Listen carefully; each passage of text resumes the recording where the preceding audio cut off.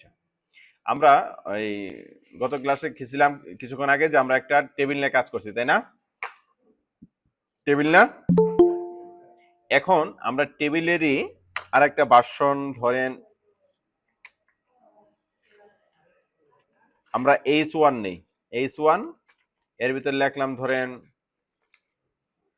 Order list, আর একটা হলো unorder list. এই দুইটা নিয়ে আমরা কাজ করব। অর্ডার লিস্ট লিখতে হলে OL লিখতে হয়, ঠিক আছে? এর ভিতরে অর্ডার লিস্ট লেখা শেষ হলে লিস্ট আইটেম LI, এর ভিতরে আপনি এ ট্যাগ দিতে পারেন। আমি একটু এই ট্যাগটা পরে দেই। এটা হলো আপনার OL তে কি অর্ডার লিস্ট। এরপরে আরেকটা আছে আপনার ইউএল তে হলে কি আনঅর্ডার, এটা আমাদের লিস্ট আইটেম। LI লিখি ওপেনিং এবং ক্লোজিং। দেখেন এর ভিতরে আমি লিখলাম যে হোম, আমি একটা পেজের কিছু নাম দিই, হোম লিখলাম, এরপরে লিখলাম অ্যাবাউট, এরপরে লিখলাম ধরেন সার্ভিস, এরপরে লিখলাম ব্লগ, এরপরে লিখলাম কন্টাক্ট, ঠিক আছে? এবং এই ওয়েলের পরে আমি একটা বিআর দেই, একটা লাইন ব্রেক দিলাম, ঠিক আছে? বিআর কি লাইন ব্রেক ট্যাগ। ধরুন আমি এখানে লিখলাম যে সালাম, এরপরে লিখলাম ধরেন সালমান, এরপরে লিখলাম ধরেন হালিম, এরপর লিখলাম জেরিন, এরপর লিখলাম কবিতা। আচ্ছা, এরকম কিছু আমি নাম লিখলাম। তাহলে এই ওএল তে কি আমাদের অর্ডার লিস্ট, আর ইউএল তে আনঅর্ডার লিস্ট। দেখেন আমি এটা যখন ব্রাউজ করতে যাই, দেখেন আমার দুইটা নাম কিন্তু চলে আসছে। এই যে হোম, সার্ভিস এবং কন্টাক্ট, এগুলো কি আছে অর্ডার লিস্টে আছে, তাই না? আর এটা আমাদের কি আছে আনঅর্ডার লিস্টে আছে। এখন এই দুইটা জিনিসই আমরা কাজ করতে পারি। আমাদের লিস্ট আইটেম কিভাবে কাজ করে, একটা অর্ডার লিস্টে কাজ করে, একটা কি করে আনঅর্ডারে। এখন আমি এখানে যদি চেঞ্জ করে দেই OL দেই, নিচেকে ধরেন OL দিলাম, আর এটাকে ইউএল দেই, ইউএল, এটাকেও ইউএল দেই, তাহলে কি হবে এখন বলেন তো? উপরেটা উল্টা হয়ে যাবে। উপরেটা কি হবে 1 2 না 10 আপনার পয়েন্ট শো আসবে, যে পয়েন্ট গুলা, তাই না? আমি একটু দেখেন, আমাদের আনঅর্ডার আসছে না, আর নিচেটা কি আসছে সিরিয়ালাইজ নাম ওয়াইজ চলে আসছে। তাহলে আমাদের লিস্ট কিভাবে লিখতে হয় আমরা কিন্তু মোটামুটি একটা আইডিয়া পেয়ে গেলাম, ঠিক আছে? এখন আমরা ধরেন এই লিস্টটাকে নিচে নামটাকে আমরা ধরেন ব্লক করে দেই, এটাকে ধরেন আমরা এটাকে অফ করে দিলাম। আচ্ছা, দেওয়ার পরে দেখেন এই জায়গায় আমাদের একটা কি চলে আসছে, একটা লিস্ট ওয়াটার চলে আসছে না? এখন এই উপর থেকে এটাও আমরা অফ করে দিই, এটাও অফ করে দিলাম। দেখেন একদম উপরে দিকে একটা আমাদের আনঅর্ডার লিস্টে চলে আসছে। এখন এইটুকু নিয়ে আমি শুধু কাজ করব, তাহলে আমি এইটুকু এখান থেকে কাট করি। কাট করার পরে এখানে একটা ডিপ লিখি, সচরাচর আগের মতো এই যে ডিপ আছে আমাদের অলরেডি একটা, এই যে একটা ডিপ আছে, এই যে উপরে একটা ডিপ আছে, তো আমরা এই ডিপটাকে এখান থেকে বাদ দেই। বাদ দিয়ে আমরা নিচে আরেকটা ডিপ লিখি, একটা ডিপ লিখলাম, একটা ডিপ বাদ দিয়ে দিই এনে। দেখেন একটা ডিপ লিখলাম, ডিপ লিখে ধরেন একটা ক্লাস দিলাম। এখন আপনি বলবেন স্যার ক্লাস কি জিনিস? ক্লাস হলো একই নাম এক বা একাধিক জায়গায় যখন আপনি ইউজ করতে যাবেন, আইডেন্টি প্রকাশ করার জন্য আমরা ক্লাস ইউজ করি। তাহলে কি করি, একই নাম এক বা একাধিক। ক্লাস লেখার স্ট্রাকচারটা হলো এইভাবে, একটা ক্লাস লিখবেন, ইকুয়াল দিবেন, ডাবল কোটেশন দিবেন। এটার নাম নিলাম ধরেন কন্টেইনার দিই, কন্টেইনার দিলাম, কন্টেইনার একটা ক্লাসের নাম দিলাম। তাহলে ক্লাস ডিফাইন কিভাবে করে, আমি একটা ক্লাস লিখবো, ইকুয়াল দিব, ডাবল কোটেশন দিব, ডাবল কোটেশনের ভিতরে যেটাই লিখবো সেটাই আমার কি ক্লাস নাম। তাহলে ডাবল কোটেশনের ভিতরে কি লিখবো, ক্লাসের নামটা দিব। এতটুকু বুঝতে পারছেন? এই লাইনটা বুঝতে পারছেন? আচ্ছা, এখন আমি আমার হাতে যে কোডটা আছে এই কোডটাকে আমি এখানে পেস্ট করে দিব। দেখেন এই কোডটা এখানে পেস্ট করে দিলাম। এখন আমি যদি বলি যে আমি আরেকটা ডিপ এখানে দিব, কন্টেইনার দিলাম, আরেকটা ডিপ দেই, ডিপের নাম দেই ধরেন, আরেকটা ক্লাস নিলাম, এটার নাম দিলাম ধরেন ন্যাপ, ঠিক আছে? ন্যাপ বার দিয়ে এটাকে আমি এখানে পেস্ট করে দিলাম। আচ্ছা, এটা আমি এখানে পেস্ট করে দিলাম। এখন যদি আমি ব্রাউজ করি, আমার ব্রাউজে কেমন আসে দেখেন, কোনো পরিবর্তন হয়নি, হয়েছে? কারণ আমি এখানে কোনো সিএসএস এখনো লিখিনি। তাহলে সিএসএস কয় প্রকার? 3 প্রকার। ইনলাইন সিএসএস, ইন্টারনাল সিএসএস, আরেকটা কি এক্সটার্নাল সিএসএস। আপনারা তো খুব ভালো পারেন, বাসায় লেখাপড়া করছেন সবাই, তাই না? আচ্ছা, দেখেন এই যে সিএসএস আমরা চলে আসলাম। সিএসএস এর যদি আপনি নিচের দিকে একটু আসেন, ইন্ট্রোডাকশন, সিনট্যাক্স, সিএসএস সিনট্যাক্স একটু চলে আসে। এই যে দেখেন একটা সিএসএস কিভাবে লিখতে হয়, তাহলে এই যে কালার, এইটুকু আমাকে কি বলা হয়? প্রপার্টি বলা হয়। আর গতকাল আমরা লিখছি না, কালার লিখছিলাম, তারপর ব্লো লিখছিলাম না? তাহলে কালারটুকু আমাদের প্রপার্টি, আর এই যে এইটুকু ধরেন আমরা colour name, code name, size, pixel, এগুলো হলো কি ভ্যালু। তাহলে আমরা একটা সিএসএস যখন আমরা ডিক্লেয়ার করি তখন আমরা বুঝতে পারি যে যখন আমাদের এরকম একটা ক্লোনের বামে যে অংশটুকু থাকবে সেটুকু কি বলা হয়? প্রপার্টি। আর ডানে যে অংশটুকু থাকবে তাকে কি বলা হয়? ভ্যালু। আচ্ছা, সিএসএস আমাদের সাধারণত ধরেন 3 প্রকার সিএসএস। আচ্ছা, ইন্ট্রোডাকশন সিএসএস এনি পাবো আমার মাউস। তাহলে ইনলাইন সিএসএস, ইন্টারনাল সিএসএস, আর একটা হলো এক্সটার্নাল সিএসএস। ইনলাইন সিএসএসটা আমি কিন্তু আপনাদের দেখাইছি, তাই না? এখন ধরেন ইন্টারনাল সিএসএসটা আমরা দেখি। ইন্টারনাল সিএসএসটা লিখতে হলে আপনাকে ধরেন এই যে আমরা লিখছি না, আমরা এটাকে কপি করলাম, কপি করার পরে এই যে স্টাইল, এই স্টাইলের ভিতরে আমরা এটা লিখি। আমরা এই কোডগুলো ফালাই দিই এখান থেকে, এই কোডগুলো আপাতত না থাক, এগুলো দরকার আছে, এগুলো আপনি প্র্যাকটিস করবেন তখন লাগবে। আচ্ছা, এখানে আমি ডট দিলাম, যখন আমি ক্লাস ইউজ করব তখন ডট, আর যখন আইডি ইউজ করব তখন কি দিব? হ্যাশ। তাহলে আমি কি ইউজ করতেছি? ক্লাস। তাহলে আমি কি দিব? ডট। ডট দিয়ে আমার ক্লাসটাকে এইভাবে বসাবো। বসানোর পরে দুইটা কার্লি ব্র্যাকেট দিব, এই যে ওপেনিং এবং ক্লোজিং দুইটা কার্লি ব্র্যাকেট দেওয়ার পরে এটাকে ইন্টার দিব। দেওয়ার পরে দেখেন এই জায়গাতে আমার সিএসএস গুলা লিখবো। তো আমি এটাকে দিলাম, দেওয়ার পরে ধরেন বলি যে মার্জিন 0 অটো। এখন মার্জিন 0 অটো কি? মার্জিনটা হলো আপনি কোনো একটা সেকশনের এক দিক থেকে চাপায় অন্য দিকে দেওয়া। যেমন আপনি একটা টেবিল ধাক্কা দিলে কি হবে? কোনো একদিকে মুভ হবে না। যদি বাম থেকে ধাক্কা দেন তাহলে ডান দিকে মুভ হবে, ডান থেকে ধাক্কা দিলে কি হবে? বাম দিকে মুভ হবে। টপ থেকে দিলে বটম দিকে আসবে, বটম থেকে দিলে টপের দিকে যাবে। এটা সে কি করবে? তার নিজস্ব স্থান পরিবর্তন করবে, তাই না? আচ্ছা, যখন আপনার বিভিন্ন জায়গা থেকে চাপ দিতে হবে বা এরকম একটু লাগবে যে আমার ডান থেকে একটু জায়গা ছাড়ো, তখন আপনি কি ইউজ করবেন? Margin left, right, top, button. আমরা দেখাবো পুরোটা কিভাবে ইউজ করা হয়। তো এটাকে আসলে মার্জিন বলে। তো আমি এটাকে মার্জিন দিলাম। এরপর ধরেন আমরা একটা ব্যাকগ্রাউন্ড কালার দিই, একটা ব্যাকগ্রাউন্ড কালার দিলাম, ধরেন আমরা পার্পল টাইপের অথবা একটা এরকম একটা ব্যাকগ্রাউন্ড কালার দিলাম। তো এখন আমি আমার এই ব্রাউজারে আসলে হিট করলে দেখেন একটা কালার ধরে নিছে না? ধরছে কিনা? আচ্ছা, এখন এই কালারটাকে দেখেন সুন্দরভাবে কিন্তু কালারটা আমার ধরে নিছে। এখন আমি বলি যে এই কন্টেইনারের নির্দিষ্ট একটা উইটে থাকে, এটা কি আছে? 100% ধরেছে চতুর্থ সাইডে। আমি যদি বলি যে এর উইটটা হবে ধরেন 1350 পিক্সেল, ঠিক আছে?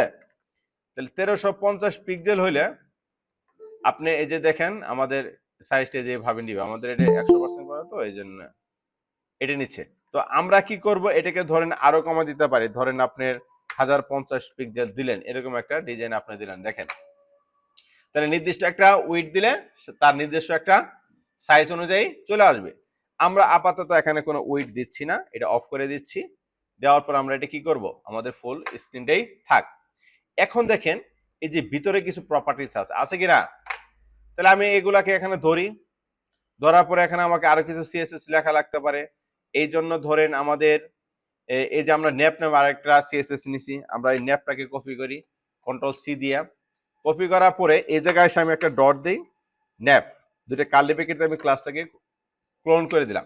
এরপরে আরেকটা ডট দিয়ে আবার ন্যাপ দিলাম ইউএল, আমরা ইউএল ডিক্লেয়ার করছি না, ইউএলটাকে ধরে নিলাম। এরপরে ধরুন আরেকটা ন্যাপ দেই, ন্যাপ দেওয়ার পরে ইউএল, এরপরে কি ধরছিলাম এলআই, এলআই না লিস্ট আইটেম। তাহলে আমরা তিনটে সেকশন মোটামুটি ধরে ফেলছি দেখেন। ধরার পরে আমরা ব্রাউজারে চলে আসি, আমাদের কোনো পরিবর্তন হয়নি। তাহলে এখন আমরা এখান থেকে একটু ইন্সপেক্ট করে কাজ করার চিন্তা করি। ইন্সপেক্ট কেমনে করবেন, আপনি যে সেকশনে কাজ করবেন সেকশনটা এরকম করে সিলেক্ট করতে পারেন, অথবা আপনি কার্সরটা এখানে রাখতে পারেন। রাখার পর রাইট বাটন ক্লিক করে এই যে ইন্সপেক্ট দেখতেছেন, ইন্সপেক্টের ভিতরে ক্লিক করবেন। ক্লিক করলে এই যে দেখেন নিচের দিকে একটা ইন্সপেকশন চলে আসবে। এখানে এই যে তিনটে ডট আছে, এই ডটের ভিতরে আপনি ক্লিক করবেন। ক্লিক করলে দেখবেন, আচ্ছা এটা হলো ধরেন ব্যাক টু বটন, এটা বটনে যাওয়ার জন্য। এটা ব্যাক টু রাইট, রাইটে ক্লিক করলে দেখেন রাইট সাইডে চলে আসছে। এরপরে যদি আপনি এটা ক্লিক করেন ব্যাক টু লেফট, তাহলে এটা লেফটে চলে যাবে। এরপরে যদি আপনি এর ভিতরে এসে ক্লিক করেন যে ব্যাক টু আবার বটনে আমার চলে যাও, বটনে চলে যাবে। আচ্ছা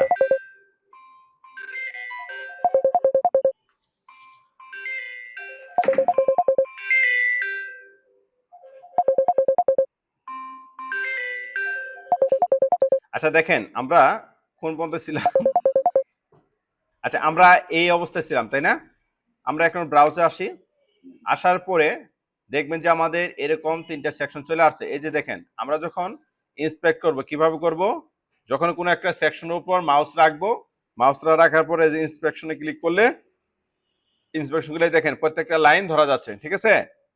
তো আমরা এখন এই ইউএল এর উপর একটা ক্লিক করব। ইউএল এর উপর ক্লিক করার পরে দেখেন এই দুই সাইডে কি আছে, কিছু ডট আছে, ডটটা আগে তুলে দেই। চলেন লেখেন লিস্ট স্টাইল নান, দেখছেন ডট উঠে গেছে না। এখন এই ডটটা উঠে যাওয়ার পরে আপনি যদি একে বলেন যে ভাই তুমি এই নিচে নিচে না থাকে এটা পাশাপাশি সারি হও, তাহলে কি করবেন, বলেন যে plot left, sorry plot left দেওয়ার আগে এই কন্টেনারের ভিতরে ওভারফ্লো হিডেনটা আমাকে বলে আসতে হবে। ওভারফ্লো হিডেন, ওভারফ্লো হিডেনটা হলো সে তার পুরো জায়গাটাকে ব্লক করে দেয়। এই কথা বলেন না, না বুঝলে কোশ্চেন করবেন। তার পুরো জায়গাটাকে ব্লক করে দেয়। ব্লক করলে কি হয়, আপনি এখানে ইজি আপনি সব কাজগুলা মডিফাই করতে পারবেন। এই জন্য আমরা এই কন্টেইনার যে সেকশনটা আছে এই সেকশন থেকে ওভারফ্লো হিডেন করে দিলাম। দেওয়ার পরে এই টেক্সটটা নিয়ে আমরা কই বসাবো, এই যে আমাদের এখানে না, এখানে এই সিএসএস এর নিচে আমরা এটাকে বসিয়ে দিই।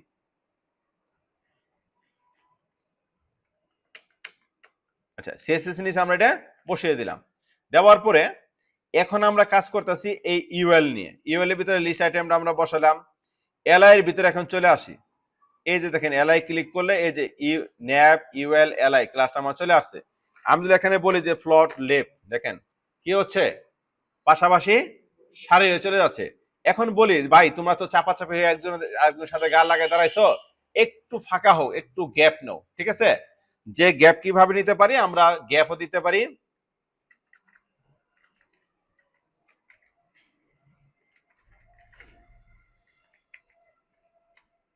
এই গ্যাপ দিতে পারি ধরেন 5 পিক্সেল, এটা এখানে ফ্লেক্স না ইউজ করলে গ্যাপ ধরবে না। তো আমরা এটা এখান থেকে ধরেন পেডিং দিতে পারি, যে পেডিং রাইট, রাইট সাইডে তুমি কি করবা 5 পিক্সেল অথবা 10 পিক্সেল সরে যাবা। এই যে দেখেন সরে যাচ্ছে না। আচ্ছা এক আমি বলি ভাই তোমার উপরে জায়গা তো ভালোই আছে, নিচের জায়গা একদম লেগে গেছে, তাহলে নিচ থেকে আরো কি করো পেডিং, পেডিং বটন, বটনে থেকে 10 পিক্সেল আরো ছাড়ো। দেখেন ছাড়ছে 10 পিক্সেল ছেড়ে দিছে। এখন এই সুন্দরভাবে কিন্তু আমার ছেড়ে দিছে। তাহলে আমি এই পুরাটাকে কি করব, এখন কন্ট্রোল সি দিয়ে কপি করব। কপি করার পরে এটা আমার কার ভিতরে বসানোর কথা, এলআই এর ভিতরে না। গুড, আপনাকে খুব ভালো বুঝতেছেন। আমরা এলআই এর ভিতরে এটাকে বসিয়ে দিলাম। এরপরে দেখেন ইউএলটাকে আমরা কপি করি, ইউএলটাকে আমরা এখান থেকে কপি করে নিলাম। নেওয়ার পরে কার ভিতরে বসাবো, এই ইউএল এর ভিতরে। আচ্ছা এখন এটুকু আমার হওয়ার পরে এখন আমি চাচ্ছি যে আমার এই কালারটা একটু ভালো দেখাচ্ছে না, এই কালারটা একটু চেঞ্জ করার জন্য। তাহলে আমি আবার ইন্সপেক্ট করি, এই যে কালারে আবার চলে আসলাম এখানে, আমি এখানে এসে বলি যে কালার এটা সাদা হয়ে যাও, দেখছেন সাদা হয়ে গেছে। আমি বলি যে তোমার ফন্টটা আরেকটু বড় করো, তাহলে আমি কি লিখবো, ফন্ট সাইজ ধরেন 20 পিক্সেল দিলাম, দেখেন 20 পিক্সেল হয়েছে না, আমার 20 পিক্সেল কিন্তু হয়ে গেছে। তাহলে আমি এখন কি করতে পারবো, এই লেখাটুকু কপি করতে পারবো, এই লেখাটুকু কপি করে আমি আমার কোটের ভিতরে বসিয়ে দেব। কোন জায়গায় বসাবো বলেন তো? খুব ভালো, আপনারা খুব ভালো বুঝতেছেন। আচ্ছা, আমরা ইউএল এল এর ভিতরে এটা বসিয়ে দিলাম। আচ্ছা, দেওয়ার পরে একটা রিলোড দেই, দেখেন প্রত্যেকটা জিনিসের ভিতরে আমার মেনুটাকে বসে গেছে। এটাকে কি বলা হয়, ন্যাব বার, অথবা কি বলা হয়, মেনু বলা হয়। এখন ধরেন আমার এখানে এটা বসছে, এখন আমার এই যে মাউস নিয়ে গেলে একটারও কাজ করতেছে না, মানে ক্লিকেবল হচ্ছে না। তাহলে আমি কি করব, খুব সহজ জিনিস, একদম পানির মতো সহজ।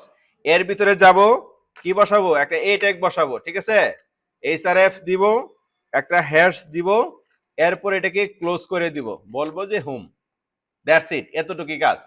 এটাকে আমরা এখন ডুপ্লিকেট করে ফেলি, করার পর এখান থেকে অ্যাবাউটটাকে কাট করে নিয়ে এর ভিতরে বসিয়ে দেই, সার্ভিসটাকে কাট করে নিয়ে আমি সার্ভিসের ভিতরে বসাই, ব্লকটাকে কাট করে নিয়ে আমি কই বসাবো, ব্লকের ভিতরে, কন্ট্যাক্টটাকে কাট করে নিয়ে আমি কন্ট্যাক্টের ভিতরে বসিয়ে দিব।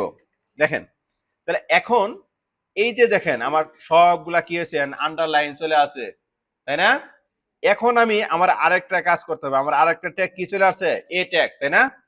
তাহলে আমি স্টাইলের ভিতরে যাব, স্টাইলের ভিতরে যাওয়ার পরে আমি আরেকটা সিএসএস লিখবো, নাম দিব ন্যাপ ইউএল এলআই, তারপরে কি এ, এ দিব না, এ পর্যন্ত গেছি আমি, কোন পর্যন্ত গেছি, প্রথমে থাকলো কি ন্যাপ, তাই না, তারপরে ইউএল, তারপরে এলআই, তারপরে কোন পর্যন্ত গেছি, এ। তাহলে চলেন আমরা এই পর্যন্ত আসি। এখন এই যে আমরা যে কিছুক্ষণ আগে এই যে এখানে ই দিছিলাম, এলআই এর ভিতরে যে আমরা কালার ঠালা দিছিলাম, এগুলো এখন আর এনে ধরবে না, কারণ কি আমার লাস্ট স্টেজে এটাকে দিতে হবে। লাস্ট স্টেজ কোনটা, এ না, এর ভিতরে আমি দিলাম, দেওয়ার পরে দেখেন, দেখছেন কালারটা ধরছে না, কিন্তু নিচ দিয়ে একটা আন্ডারলাইন আছে, আছে না? আপনি এটাকে ধরেন, ধরার পরে এর এর ভিতরে যাকে বলেন ভাই টেক্সট ডেকোরেশন তুমি নান হয়ে যাও, দেখেন আন্ডারলাইন চলে গেছে না? তাহলে আমি এই প্রপার্টিসটি নিয়ে, এই পুরোটাকে নিয়ে আমি কি করব, ধরেন আমার এই জায়গাটা থেকে বসিয়ে দিব, দেখেন এই জায়গাটাতে কি করছি, আমি খুব ভালোভাবে বসিয়ে দিছি। তাহলে আমার নেপ বারটা এখন দেখেন মাউস নিয়ে গেলে কাজ করতেছে না, মাউস ধরতেছে, বলতেছে ঠিক আছে তুমি ক্লিকেবল করো, এই যে ক্লিক করে হেড চলে আসতেছে, দেখেন হেড চলে আসতেছে। এখন যদি আপনি এখান থেকে বলেন যে ভাই তুমি google.com এরকম একটা লেখা আমার, আমি আমার লিংকের ভিতরে মেনুর ভিতরে বসিয়ে দেব। তাই চলেন ইজিলি বসাই দেন, এখানে আসেন, আসার পরে এই হোমের ভিতরে আপনি একে বসান, বসেছেন, বসানোর পরে আপনি এটাকে রিলোড দেন, দেখেন ক্লিক করেন, চলে যাচ্ছে। তাহলে কি হইতেছে, এই যে আমরা প্রথম আলো, ডেইলি স্টার, বিভিন্ন নিউজ পোর্টাল ইউজ করি না, ক্লিক করলে কি হয়, আলাদা একটা পেজে চলে যায় না? তাহলে আমাদের এই মেনু কিন্তু আমরা অলরেডি ক্রিয়েট করে ফেলছি, করছি কিনা? আচ্ছা, এখন আমি যদি বলি যে এর ভিতরে একটা স্লাইড দিব, সেজন্য ধরেন আমরা একটা ব্যানার বানিয়ে ফেলি। আচ্ছা, ব্যানার দেওয়ার আগে আরেকটা জিনিস করি, এই সাইটে আমি একটা লোগো দিব। তাহলে কি করব আমরা, সেম কোনো ওয়ে নেই যে এর ভিতরে ঢুকবো, এই নেপ বারের সেকশনে নিচে আসবো, আর একটা ডিপ নিব, একদম ক্লিয়ার, নাম দিব ক্লাস লোগো, ঠিক আছে। এর ভিতরে আমরা কি করব, IMG ইমেজ SRC দেওয়ার পরে কি করব, দেওয়ার পরে ALT দেওয়ার পরে বলবো যে লোগো, ক্লিয়ার, একদম পানির মতো সহজ। তাহলে আমরা কি করব, একটা লোগো ডাউনলোড করি, আমরা একটা লোগো ডাউনলোড করে ফেলি, টেক্সট লোগো ডাউনলোড, দেখেন হাজার হাজার টেক্সট লোগো আপনি এখানে পাবেন। আমি যে কোনো একটা টেক্সট লোগো ডাউনলোড করে নিই, ধরেন আমার কাছে এই লোগোটা আমি ডাউনলোড করে নিই, ঠিক আছে। এখন কি করব, এই জায়গায় বলেন তো IMG/ আমার লোগোটাকে ধরিয়ে দিলাম। এখন লোগোটা যখন ধরছি, আপনি ব্রাউজারে হিট করলে দেখবেন যে লোগোটা এই জায়গায় ধরে ফেলছে, ঠিক আছে। এখন এই লোগোটাকে আমি কি করতে পারি, এই লোগো নামে ক্লাসটাকে আমি কপি করতে পারি। যারা মাথার উপর দিয়ে যাচ্ছে, হ্যাঁ, বলতেছেন যে বুঝতেছি না, একটু দেখার জন্য ট্রাই করেন। ইমেজ কার্লি ব্র্যাকেট দিলাম, আমি একে বললাম যে ভাই তুমি ঠিক আছো, এটা ফ্লোটে রাইটে চলে যাও। কেন রাইটে চলে যাবা, আমার এখানে জায়গা নেই, তুমি এই সাইডে থাকবা। আচ্ছা, আমি একে রাইটে দিয়ে দিলাম, দেখছেন। এখন রাইটে যাওয়ার পর উপরে নিচ থেকে কিছু সমস্যা হইতেছে, আমি এটা এখান থেকে ধরে এটাকে সলভ করতে পারবো।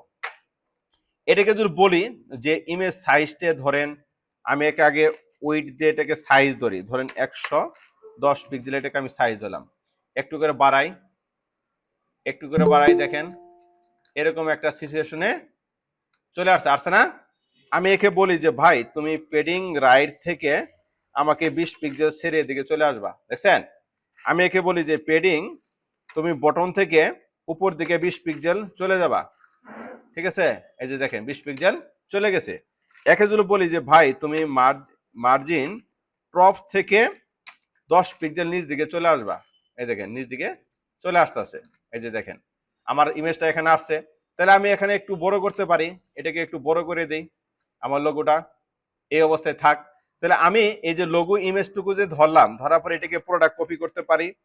কপি করার পরে এই ইমেজের ভিতরে আমি এটাকে বসিয়ে দিব, বসিয়ে দিলে আমার এটা মোটামুটি হয়ে যাবে। এখন দেখেন এই অবস্থায় আমরা চলে আসছি, আমরা আপাতত এই অবস্থায় থাকি, এর পরবর্তীতে আমরা আবার